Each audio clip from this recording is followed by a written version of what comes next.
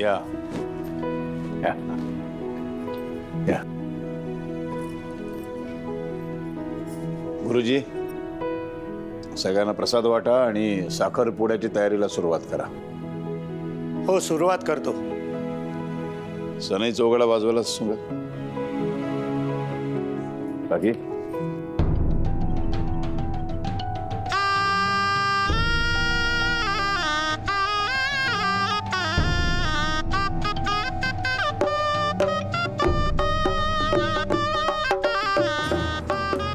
जा, येळ झालीच आहे.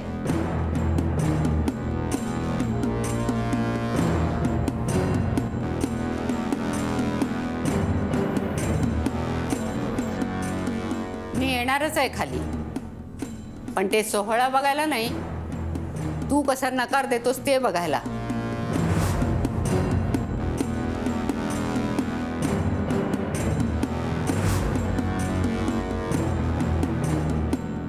ओम स्वस्ति न इंद्रो वृद्धस्रवा स्वस्ति न पूषा विश्ववेदाः स्वस्ति न स्तार्क्ष्यो अरिष्टनेमि स्वस्ति नो बृहस्पतिर्दधातु.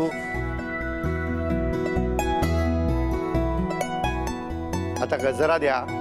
ओम यशस्करं बलवन्तं प्रभुत्वं दमेव राजाधिपतिर्बभूवा संकीर्णनागा शुभद्रणं सुमंगल्यौ सततं दीर्घमायुः.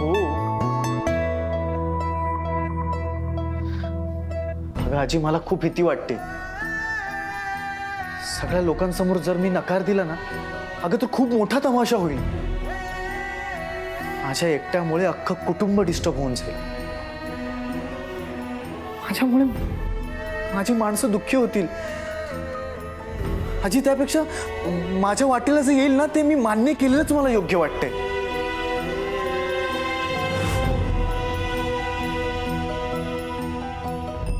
आता साडीला हळद कुंकू लावायचं आणि मुलीला द्यायची.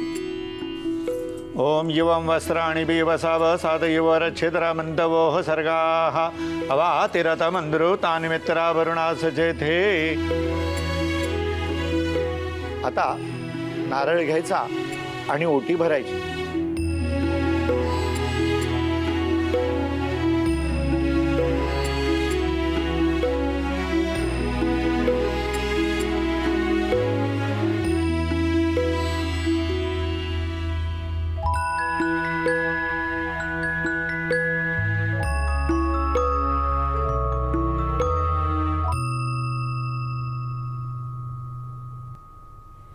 सारंग कुठे?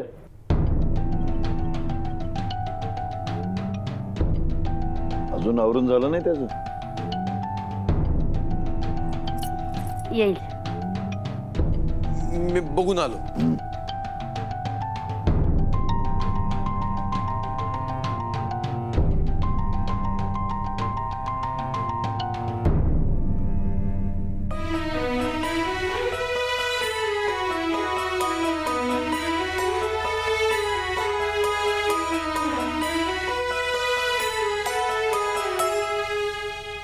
अरे हे बघ सारंग, अरे स्वतःसाठी नाही, पण निदान मुक्तासाठी तरी तुला हे पाऊल उचलावंच लागल. तिला तुझी गरज आहे आणि या घराला तिची.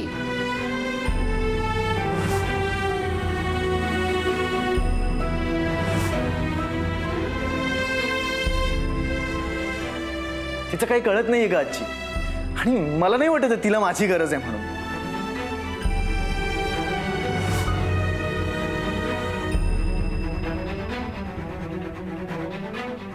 औक्षण करताना वहिनींच्या हाताला हात लावायचा आहे. ओम श्रिये जात श्रिया निर्याय श्रियमयो जरितृभ्यो ददाति श्रियं वसानामृतत्वमायन भवन्ति सत्यासमितामितद्रौ श्रिय एवैनन्त श्रियाम ददाति.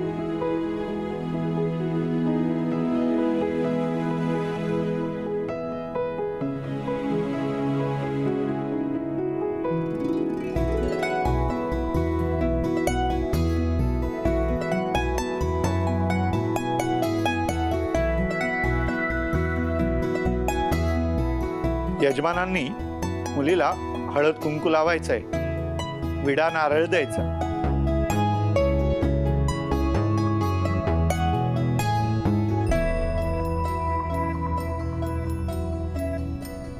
छोटे मालक, आर्यताई लय चांगले आहेत तुमच्यासाठी. तुमची एकदम बरोबर जोडी होईल.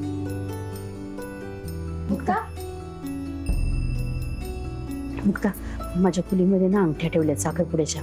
ताटामध्ये सजवून ठेवल्यात. आरशासमोर असेल बघ, तेवढ्या घेऊन ये ना. जी सांगते. आणि आता साखरेचा पुडा पण द्यायचा आहे.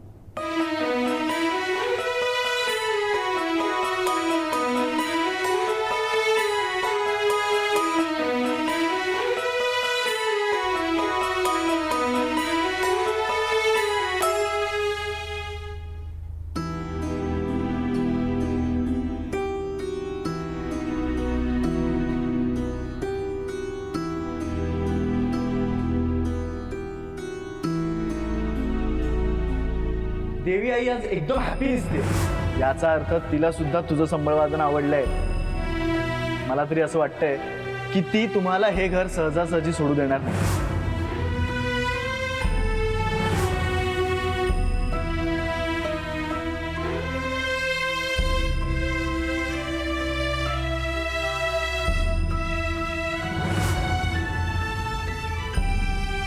या घराचा आणि आपला संबंध फक्त कामापुरता आहे, लक्षात ठेव.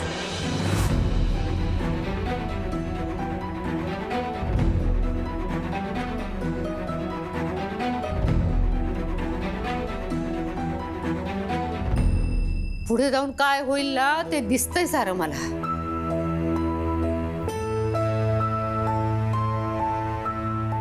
तू बोललास तर काय बिघडेल ते मला नाही ठाऊक, पण तू जर नाही बोललास तर हे घर बर्बाद होईल.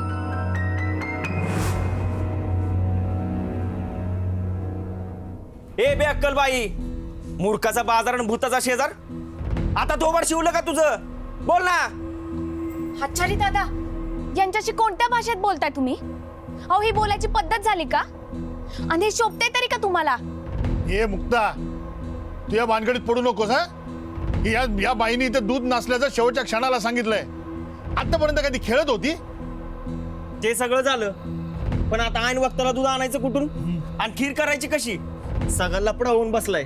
वेळेवर खीर झाली नाही ना, तुझे पैसेच कापतो का नाही बघ. आणि दूध वाया गेलं ना, त्याचे पैसे पण तुझ्याकडून वसूल करणार. अरे मुक्ता घरी बसली तरी स्वाभिमानी आहे. नुसती स्वतःसाठीच नाही तर इतर बायकांच्या सन्मानासाठी सुद्धा ती भांडते.